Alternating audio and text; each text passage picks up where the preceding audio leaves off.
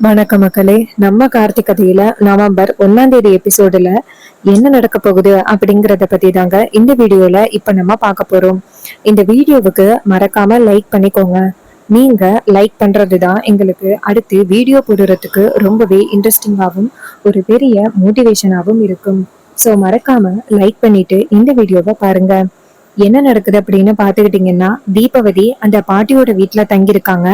அப்போ நம்ம பாட்டி வந்துட்டு தீபவதியை பார்த்து, இங்க பாரு, வீட்டுல உள்ள பொருள் எல்லாத்தையுமே கிளீன் பண்ணணும். எதுக்காகன்னா தீபாவளி வந்துச்சுல்ல, அப்ப வந்து நிறைய பொருள் வந்துட்டு கழுவி வச்சிருந்தோம். அது எல்லாத்தையுமே கரெக்டா மூட்டை கட்டி வைக்கணும். சில போட்டோஸ் எல்லாத்தையுமே எடுத்து வச்சிருந்தோம்.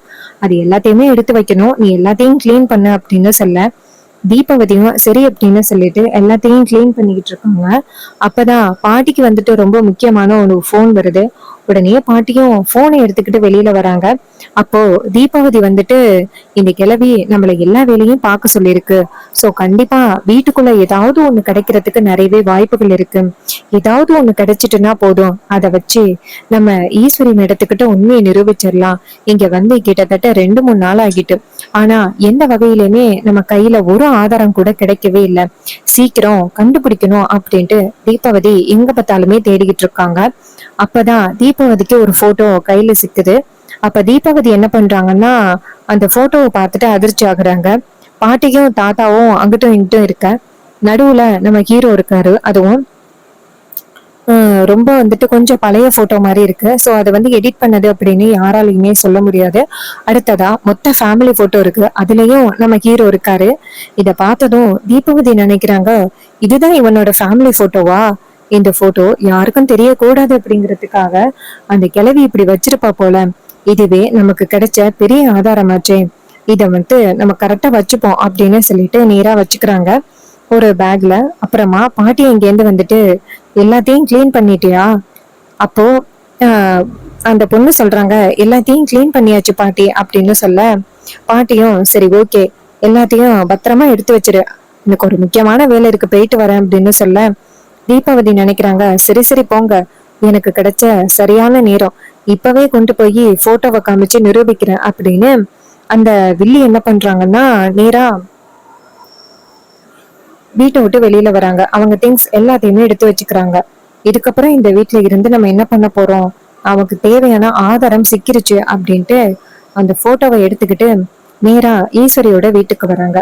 அப்போ ஈஸ்வரி வந்துட்டு உட்கார்ந்துருக்க, தீபாவதி அந்த இடத்துக்கு வந்துட்டு, மேடம் உள்ள வரலாமா அப்படின்னு சொல்ல, ஈஸ்வரி ஷாக் ஆகி, வாங்க தீபாவதி மேடம், என்ன திடீர்னு என்ன பார்க்க வந்திருக்கீங்க?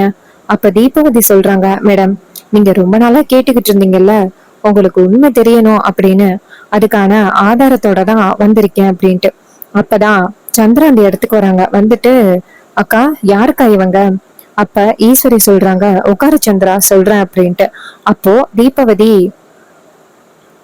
ஈஸ்வரி வந்து கூப்பிடுறாங்க, வாமா வந்து உட்காரு அப்படின்ட்டு. தீபாவதி வந்து உட்காடுறாங்க. உட்காந்துட்டு, மேடம் நீங்க ரொம்ப நாளா கேட்டுக்கிட்டு இருந்தீங்க, என்ன ஏதாவது ஒரு வகையில எனக்கு உண்மை தெரிஞ்சா போதும், கூடிய சீக்கிரம் எனக்கு உண்மை தெரியணும் அப்படின்னு சொல்லி நீங்க கேட்டுக்கிட்டு இருந்தீங்கல்ல, அதுக்கான ஆதாரத்தோட தான் வந்திருக்கேன். அப்ப வில்லி அக்காவை பார்த்து, அக்கா என்னக்கா நடக்குது இங்க, எனக்கு ஒன்னும் புரியலையே, இந்த பொண்ணு யாரு, இன்னும் உண்மை தெரியணும் அப்படின்ட்டு. அப்ப ஈஸ்வரி சொல்றாங்க, இங்க பாரு சந்திரா, ரொம்ப நாளா வந்து மாப்பிள்ளை மேல நீ ரொம்ப சந்தேகப்பட்டுக்கிட்டு இருந்தீல்ல, சோ அவர் வந்து ஒன்னும் அப்படிப்பட்டவர் இல்ல, அவரு சேதுபதியோட பேரன் இல்ல அப்படின்னு நிரூபிக்கணும் அப்படிங்கிறதுக்காகவும் எனக்கும் கொஞ்சம் குழப்பம் இருக்கு. எல்லாருமே வந்துட்டு இவர்தான் சேதுபதியோட பேரன் அப்படின்னு ரொம்பவே கான்பிடண்டா சொல்றாங்க. சோ அவங்களுக்கும் மாப்பிள்ளை அப்படிப்பட்டவரு இல்ல அப்படிங்கறத நிரூபிக்கிறதுக்காக ஒரு உளவாளிய அப்பாயின்மெண்ட் பண்ணேன். சோ அவங்கதான் இவங்க. இவங்க பேரு வந்துட்டு தீபாவதி. ரொம்ப சூப்பரா வந்துட்டு எல்லா உண்மைகளையும் சுலபமா கண்டுபிடிச்சிருவாங்க. சோ நான் தான் அப்பாயின்மெண்ட் பண்ணேன் அப்படின்னு சொல்ல, அப்ப வில்லி ரொம்பவே சந்தோஷப்பட்டு, அக்கா சூப்பரான ஒரு முடிவு பண்ணிருக்காக்கா, ரொம்ப நாளா நான் உன்கிட்ட இததான் சொல்லணும்னு நினைச்சுக்கிட்டு இருந்தேன். பரவாயில்ல, எனக்கு தெரியாம நீ ரொம்ப நல்ல வேலையை பண்ணிருக்காக்கா. இங்க பாரு, இன்னைக்கு இவங்க சொல்றதை கேட்டுட்டு நீ நம்ப போற பாரு அப்படின்னு நேரா தீபவதியை பார்த்து, மேடம் உங்களுக்கு காஃபி டீ ஏதாவது எடுத்துட்டு வரவா? அப்ப அவங்க சொல்றாங்க, அதெல்லாம் எனக்கு எதுவும் வேணாம் அப்படின்ட்டு. அப்போ தீபவதி சொல்றாங்க, இங்க பாருங்க மேடம், நான் வந்துட்டு உண்மையை உங்ககிட்ட கொண்டாந்து கொடுக்கறதுக்காக வந்திருக்கேன். இந்தா இருக்கு மேடம் அப்படின்னு சொல்லிட்டு அவங்களோட ப்ரூஃபை வந்துட்டு ஈஸ்வரி கிட்ட கொடுக்குறாங்க. அப்போ நம்ம வில்லி சொல்றாங்க, அக்கா இந்த நேரத்துல இந்த இடத்துல எல்லாருமே இருக்கணும்க்கா, அப்பதான்க்கா சரிப்பட்டு வரும். அப்பதானே எல்லாருக்கும் உன் மாப்பிள்ளை யாரு அப்படிங்கிற விஷயம் தெரிய வரும்ல, எல்லாரையும் கூப்பிடுக்கா அப்படின்ட்டு. உடனே ஈஸ்வரியும் சரி வீட்டுல உள்ள எல்லாரையும் கூப்பிடலாம் அப்படின்ட்டு எல்லாருமே கூப்பிடுறாங்க. எல்லாரும் அந்த இடத்துக்கு வராங்க. வந்ததோட நேரா ஈஸ்வரிய பார்த்து ராஜா கேக்குறாரு, ஈஸ்வரி யார் இவங்க? அப்ப ஈஸ்வரி சொல்றாங்க, என்னங்க இவங்க ரொம்ப முக்கியமான ஒருத்தவங்க. நான் ஒரு ஆளை அப்பாயின்மெண்ட் பண்ணேன் மாப்பிள்ளைய பத்தி தெரிஞ்சுக்கிறதுக்காக. சோ அவங்கதான் இவங்க அப்படின்ட்டு. இதை கேட்டதும் ரேவதிக்கு ரொம்பவே அதிர்ச்சி. என்னம்மா சொல்றீங்க? அவரை பத்தின உண்மையை கண்டுபிடிக்கணுமா? அவர் யாரு அப்படின்னு உங்களுக்கு தெரியாதா? அவர் இந்த வீட்டோட மாப்பிள்ளை. அவரை பத்தின உண்மைகளை நீங்க என்ன கண்டுபிடிக்க போறீங்க? அம்மா நீங்க செய்யறது ரொம்பவே தவறு. யாரோ சொல்றாங்க அப்படிங்கிறதுக்காக இப்படி எல்லாம் பண்ணாதீங்கம்மா. அப்ப ஈஸ்வரி சொல்றாங்க, இங்க பாருமா, எனக்கு ஏற்கனவே நிறைய குழப்பம் இருந்துச்சு. அந்த குழப்பத்தை தீர்த்துக்கணும் அப்படிங்கிறதுக்காக இவங்கள அப்பாயின்மெண்ட் பண்ணேன். இதுல என்ன இருக்கு அப்படின்னு சொல்லி கேக்குறாங்க. அப்ப ரேவதி சொல்றாங்க, இல்லம்மா நீங்க பண்ணது ரொம்பவே தப்புமா. அவரு என்ன நினைப்பாரு அப்படின்ட்டு. அப்ப வில்லி சொல்றாங்க, பாத்தியாக்கா எப்படி முட்டு கொடுத்து பேசுறத. மாப்பிள்ளைய பத்தின உண்மைகள் யாருக்குமே தெரியக்கூடாது அப்படிங்கறதுல எல்லாருமே தீர்க்கமா இருக்காங்க. இங்க பாருங்க தீபவதி மேடம், உங்களுக்கு என்ன வந்துட்டு உண்மை தெரியுமோ இது இப்பவே தடாலடியா சொல்லுங்க அப்படின்ட்டு. அப்போ ஈஸ்வரி சொல்றாங்க, இரு மாப்பிள்ளையும் வந்துடட்டும் அப்படின்ட்டு நேரா ஹீரோவுக்கு போன் அடிக்கிறாங்க. ஹீரோ போன் அட்டன் பண்ணி, சொல்லுங்க அத்தை. ஈஸ்வரி சொல்றாங்க, மாப்பிள்ள வீட்டுல ஒரு முக்கியமான வேலை, என்ன வேலை இருந்தாலும் சீக்கிரம் விட்டுட்டு வீட்டுக்கு வாங்க. இது கேட்டதும் ஹீரோவும் சரிங்க அத்தை வரேன் அப்படின்னு சொல்லிட்டு நேரா வீட்டுக்கு வராங்க. வீட்டுக்கு வந்துட்டு பாக்குறாங்க, என்னாச்சு அப்படின்னு கேக்குறாங்க. அப்பதான் வந்துட்டு தீபவதி இருக்கிறத பாக்குறாங்க. அப்ப ஹீரோவுக்கு ஷாக்கு, ஆகா இந்த பொண்ணு இதுக்கு இங்க வந்திருக்கு அப்படின்னு. அப்பதான் வில்லி கேக்குறாங்க, என்ன மாப்பிள்ள தீபவதிய பார்த்ததோட அப்படியே ஸ்டக் ஆகி நிக்கிறீங்க, ஏதாவது பயமா? அப்ப ஹீரோ சொல்றாரு, நான் ஏன் பயப்படணும் அப்படின்னு. அப்ப ஈஸ்வரி நேரா தீபவதிய பார்த்து, மேடம் இப்போ நீங்க உங்க கையில இருக்கிற ஆதாரத்தை காமிக்கலாம் அப்படின்னு. இது கேட்டதும் தீபவதியும் சரிங்க மேடம் அப்படின்னு சொல்லிட்டு அவங்க கையில இருக்கிற ஆதாரத்தை எடுத்து ஈஸ்வரி கிட்ட கொடுக்குறாங்க. ஈஸ்வரி அதை வாங்கி பாக்குறாங்க. பார்த்ததும் ஈஸ்வரிக்கு பேரதிர்ச்சி. போட்டோல நம்ம ஹீரோ வந்துட்டு அவங்க ஃபேமிலி கூட இருக்கிறது இருக்கு. இத பார்த்ததும் ஈஸ்வரிக்கு கடுமையான கோவம் வருது.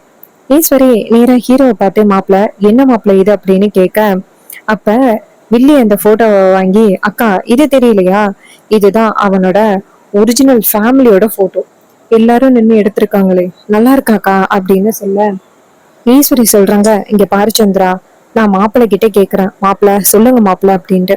அப்போ ஹீரோ சொல்றாரு, அத்தை ரொம்ப நாளைக்கு முன்னாடியே உங்ககிட்ட இந்த விஷயத்த சொல்லணும் அப்படின்னு நினைச்சேன், ஆனா அதற்கான நேரம் வரல. அப்போ வில்லி சொல்றாங்க, இங்க பாரு, இத்தனை நாளும் இந்த வீட்டுக்குள்ள தானே இருந்த, ஏன் உனக்கு நேரம் இல்லையா? அக்கா மாட்டிக்கிட்டான் அப்படிங்கறதுக்காக அவன் வந்துட்டு இப்படி பேசுறான், எந்த காலத்துலயும் அவனை நம்பாத அப்படின்னு சொல்ல ஈஸ்வரி வில்லிய பார்த்து, நீ ஒரு நிமிஷம் இரு அப்படின்ட்டு நேரா ஹீரோவை பார்த்து, அப்ப நீ தான் அந்த சேதுபதியோட பேரனா? அப்ப ஹீரோ சொல்றாரு, ஆமாத்த நான் தான் வந்துட்டு சேதுபதி தாத்தாவோட பேரன் அப்படின்ட்டு. அப்போ ராஜா சொல்றாரு, இங்க பாருமா ஈஸ்வரி, தயவு செஞ்சு மாப்பிள்ளை மேல கோவப்படாத, அவர் இந்த குடும்பத்தை ஒண்ணு சேர்க்கறதுக்காக தான் வந்திருக்காரு அப்படின்ட்டு. ஈஸ்வரி நேரா அவங்க ஹஸ்பண்ட பார்த்து, அப்போ உங்களுக்கே இந்த விஷயம் தெரியுமா, இவன் தான் அந்த சேதுபதியோட பேரன் அப்படின்னு எல்லாருமே தெரிஞ்சுக்கிட்டு தான் அமைதியா இருந்தீங்களா?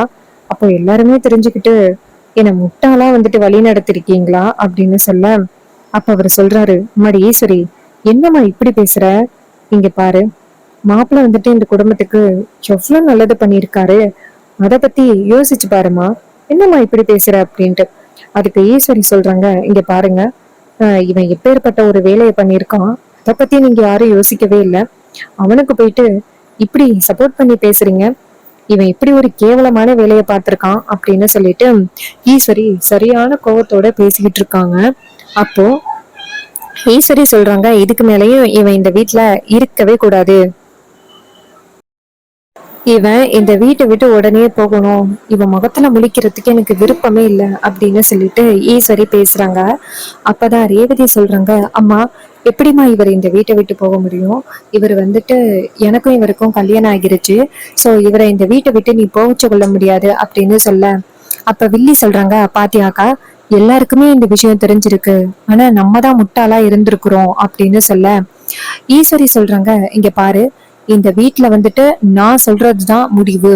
இவனுக்கும் இந்த குடும்பத்துக்கும் எந்தவித சம்பந்தமும் கிடையவே கிடையாது. இப்போ இவன் இந்த வீட்டை விட்டு போகல அப்படின்னா நான் இந்த வீட்டை விட்டு போவேன். ரேவதி அவங்க அம்மா முன்னாடி போய் நின்று கையெடுத்து கும்பிட்டு, அம்மா தயவு செஞ்சு சொல்றது கேளுங்கம்மா, அவரை தயவு செஞ்சு விட்டுருங்க. அவர் இல்லைன்னா என்னால வாழவே முடியாது. அவர் இப்பதான் வந்துட்டு என்னை ஏத்துக்கிட்டாரு. இத்தனை நாளும் என்னை ஏத்துக்கவே இல்லை தெரியுமா? நீங்க எப்படியும் இந்த கல்யாணத்தை ஒத்துக்க மாட்டீங்க அப்படின்ட்டு அவரு என் கூட சேர்ந்து வாழவே முடியாது அப்படின்னு சொல்லிக்கிட்டு இருந்தாரு. இப்பதான் வந்துட்டு நான் அவரை சமாதானப்படுத்தி என் வழிக்கே கொண்டுட்டு வந்திருக்கேன். தயவு செஞ்சு சொல்றது கேளுங்கம்மா, எங்களோட லைஃப வந்துட்டு அழிச்சிடாதீங்க அப்படின்னு சொல்லிட்டு ரேவதி அவங்க அம்மாவை கையெடுத்து கும்பிட்டு கெஞ்சி கேட்டுக்கிட்டு இருக்காங்க. அப்பதான் வில்லி சொல்றாங்க, அக்கா, உன் குடும்பத்துல உள்ளவங்க எல்லாருமே உனக்கு துரோகம் பண்ணியிருக்காங்க. இன்க்ளூடிங் உன் பொண்ணுங்க, உன் புருஷன் எல்லாருமே சேர்ந்து துரோகம் பண்ணியிருக்காங்க. இவ்வளவு வேலைய பண்ணிட்டு இப்ப ரொம்ப நல்லவங்க மாதிரி பேசுறாங்க. இங்க பாரு, இங்க பாருக்கா, இதுக்கு மேலேயும் அவங்களுக்கு நீ வந்துட்டு நேரத்தை ஒதுக்கணும் அப்படின்னு அவசியமே கிடையாது. இப்பவே நீ யாரு அப்படிங்கிறத முடிவு சொல்லுக்கா. இவனை வீட்டை விட்டு வெளியில போக சொல்லு அப்படின்னு. அப்ப ஹீரோ நேரா அவங்க அத்தைய பார்த்து, அத்தை, என்னால இந்த வீட்டுக்குள்ள எந்தவித பிரச்சனையும் வேணாம். நான் இந்த வீட்டுக்குள்ள வந்த காரணம் இந்த குடும்பத்தை ஒண்ணு சேர்க்கணும் அப்படின்னு. ஆனா கடைசி நேரத்துல நடந்த பிரச்சனையால ரேவதியோட கழுத்துல தாலி கட்டுற மாதிரி ஆகிருச்சு. ஆனா ரேவதியோட கழுத்துல தாலி கட்டணும் அப்படிங்கிற எண்ணம் எனக்கு இல்லத்த. இந்த குடும்பம் நல்லா இருக்கணும் அப்படின்னு நினைச்சுதான் நான் வந்துட்டு தாலி கட்டினேன். கடைசி நேரத்துல உங்களோட கௌரவத்தை காப்பாற்றணும் அப்படிங்கிறதுக்காக தான் நான் தாலி கட்டினேன். அப்போ ஈஸ்வரி சொல்றாங்க, இங்க பாரு, ரொம்பவே நல்லா பேச ஆரம்பிச்சுட்ட. உனக்கும் இந்த குடும்பத்துக்கும் எந்த வகையிலயுமே சம்பந்தமே கிடையாது.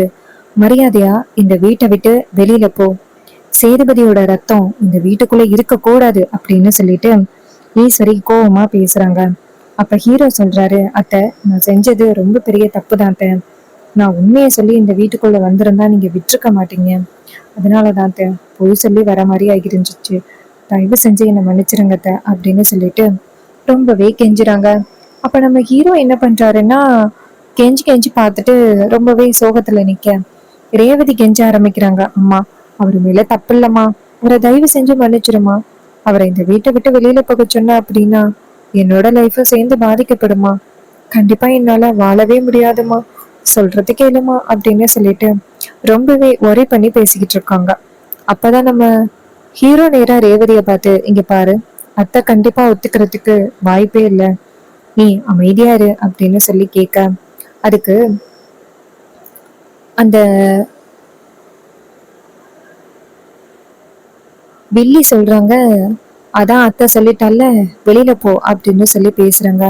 அப்ப ஹீரோ வந்துட்டு ரொம்ப சோகமா வீட்டை விட்டு வெளியில போகலாம் அப்படின்னு முடிவு பண்றாரு.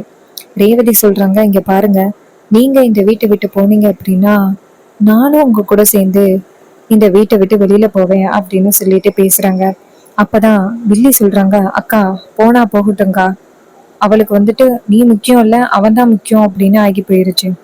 சோ இதுக்கு மேலயும் அவ இந்த வீட்டுக்குள்ள இருந்து என்ன பண்ண போறா, அவளை இந்த வீட்டை விட்டு அனுப்பியிருக்கா அப்படின்னு சொல்லி பேசுறாங்க.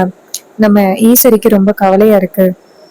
இந்த மாதிரி இத்தனை நாளும் இப்படி ஏமாந்துகிட்டு இருந்திருக்கிறோமே அப்படின்னு ஈஸ்வரிக்கு ரொம்பவே கவலையா இருக்கு. அதே நேரத்துல நம்ம ஹீரோ நேரா ரேவதியை பார்த்து, இங்க பாரு, இப்படிதான் நடக்கும் அப்படின்னு ஆரம்பத்திலேயே நான் உன்கிட்ட சொன்னேன். ஆனா நீ கொஞ்சம் கூட கேட்கவே இல்லை. இப்பயாவது புரிஞ்சுக்கிட்டியா? அத்தை வந்துட்டு நீ இல்லாம கண்டிப்பா வந்துட்டு ரொம்ப ஒரி பண்ணுவாங்க. தயவு செஞ்சு ஏன் கூட வரணும் அப்படின்னு தப்பான முடிவெடுக்காத. உன்னோட லைஃப நீ பாக்குறது தான் நல்லது அப்படின்னு சொல்லிட்டு பேசுறாங்க. இது கேட்டதும் ரேவதிக்கு ரொம்பவே கவலையா இருக்கு. இந்த ஸ்டோரி லைன் உங்களுக்கு பிடிச்சிருக்கா? இந்த ஸ்டோரி லைன் பிடிச்சிருந்துச்சுன்னா இந்த வீடியோவுக்கு மறக்காம லைக் பண்ணிக்கோங்க. நம்ம சேனலை சப்ஸ்கிரைப் பண்ணிட்டு பக்கத்துல உள்ள பெல் ஐகானையும் கிளிக் பண்ணி ஆல்னு செட் பண்ணிக்கோங்க. அப்பதாங்க அடுத்த வீடியோ போடும் பொழுது உங்களுக்கு நோட்டிபிகேஷன் வரும், பார்க்கலாம். அடுத்த வீடியோல பார்ப்போம். தேங்க்யூ ஃபார் வாட்சிங்.